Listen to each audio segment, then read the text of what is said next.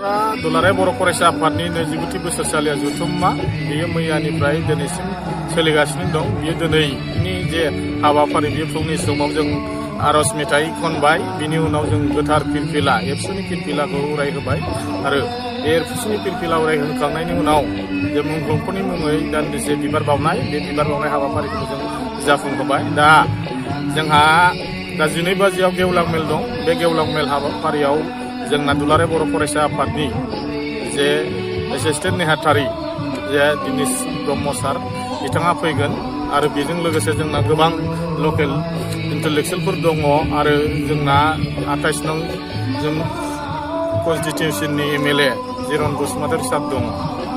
मा सावरायनो जागोन गेवलां मेलाव? बाहाय जोङो समाजारि जेंना बिटिआर एकर्डनि दफाफोरखौ लानानै माखासे जों मोनथिहोनाय दङ।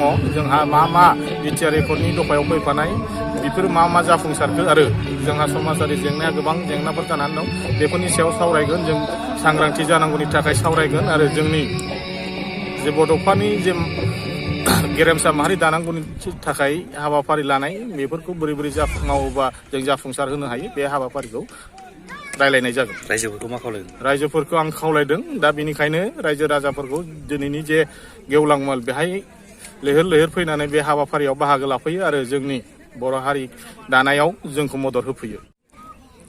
थान्दै जखुन्थाया मैयानि समाव जादों। दा जोंनि एबसुनि कनस्टिटिउसनाव दोनखानाय बायदियै जों एबसुआ 2 बोसोर पर एनुवेल कनफारेन्स जायो।